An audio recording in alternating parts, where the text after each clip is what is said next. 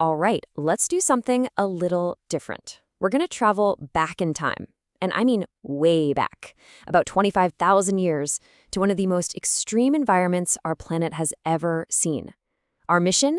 To figure out how to survive by hunting the biggest, toughest animal on the landscape, the woolly mammoth. So, when I say the Ice Age, what's the first thing that pops into your head? Probably a world of endless ice and snow, right? Maybe some cartoon animals trying to return a baby. But what if I told you that our whole picture of the Ice Age and of the planet right now is about to get a major update? Yeah, you heard that right. According to climate scientists, the technical definition of an ice age is just any period when there are permanent ice sheets in the northern hemisphere. Well, take a look at Greenland. It's covered in ice. So technically, we're in an ice age right now. And we have been for the last 3 million years. Okay, so if we're in an ice age now, what was all the fuss about with the woolly mammoths and the giant glaciers?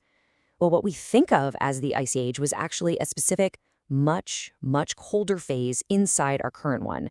It's called the last glacial maximum. And the story of how it happened is literally written in the rocks of our planet. It all kicked off about 3 million years ago with a huge tectonic collision down in the tropics.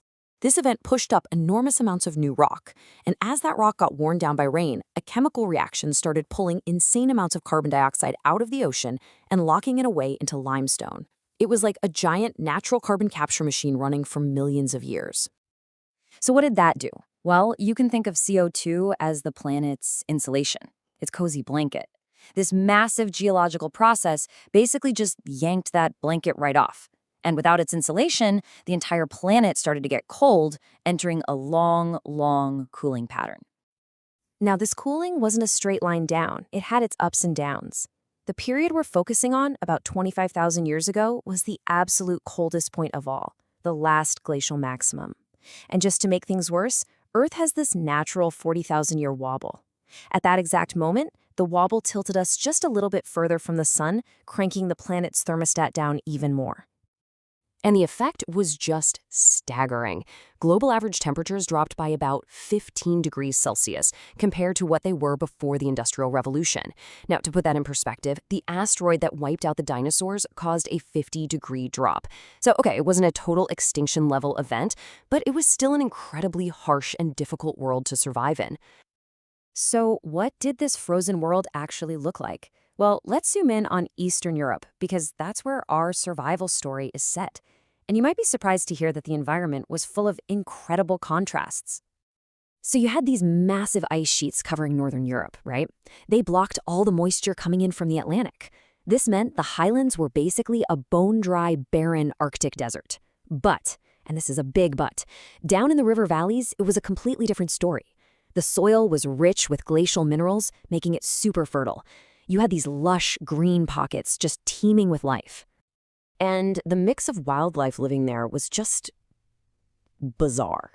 You had your classic Ice Age headliners, of course, the mammoths and woolly rhinos, but you also had packs of lions hunting reindeer.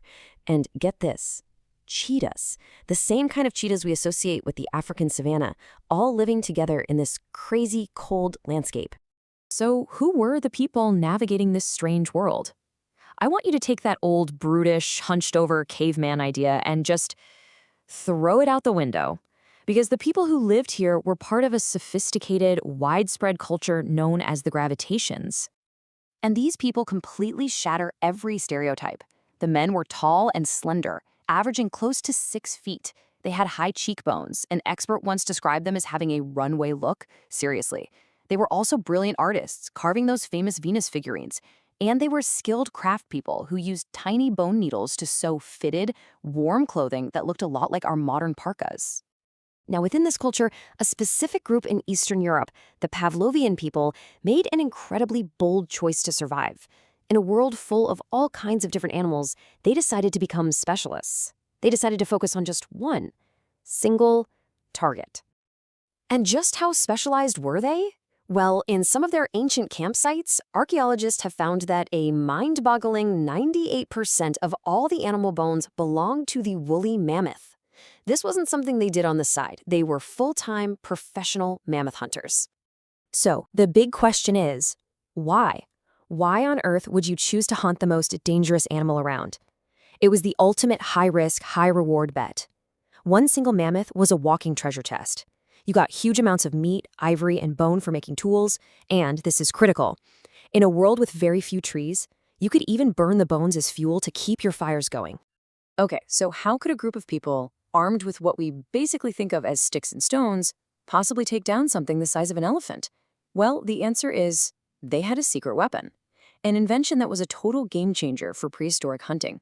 It's called the atlatl, or a spear thrower, and it's a deceptively simple tool. It's really just a stick that works as a lever for your spear or dart. If you've ever used one of those plastic tennis ball throwers for a dog, you already understand the physics. It's like giving your arm a second elbow, massively boosting the power and range of your throw. And the power from that simple lever was just incredible. An expert user could launch a dart at over 60 miles per hour. That's enough to turn a simple spear into a lethal projectile, one that could actually pierce the thick, hairy hide of a woolly mammoth. And we know for a fact that it worked, because at a Pavlovian site in Poland, archaeologists found the smoking gun, an obsidian spearhead lodged deep inside a mammoth's bone. To get through all that thick skin, muscle, and then still embed itself in solid bone, that shows you the incredible force this weapon could generate. So, how did it all come together out in the field? Well, hunting a mammoth wasn't some chaotic brawl. No way. It was a highly planned, strategic operation that required incredible planning, courage, and teamwork. Here's the playbook. Step 1. Spot. The hunters would watch from high ground as the mammoth herds moved into the valleys. Step 2. Isolate. They'd work together to separate a single female from the herd. Step 3. Herd. They'd drive their target into a pre-selected kill zone, like a dead-end valley. And then came the final, most dangerous part. The entire hunting party had to face the animal head-on and attack together, unleashing a volley of darts from their atlatls all at once. To understand the sheer terror of that moment, just consider this. Even today, with modern, high-powered rifles, experienced hunters say that facing a charging elephant is the most terrifying experience you can have in the wild. Now, imagine facing that same charge, but instead of a rifle, you're holding a stick and a sharpened stone. So the takeaway here is that these people weren't just clinging to life in a brutal world, they were absolute masters of it. They used sophisticated intelligence, advanced technology, and incredible teamwork to not just survive, but to thrive by hunting one of the most formidable animals that has ever walked the earth. And this story just makes you wonder, doesn't it? It completely rewrites our image of our Stone Age ancestors. It shows us that with ingenuity and cooperation, humans have been achieving the seemingly impossible for tens of thousands of years. It really leaves you with a question. What other incredible stories of human achievement are still out there, just waiting to be uncovered?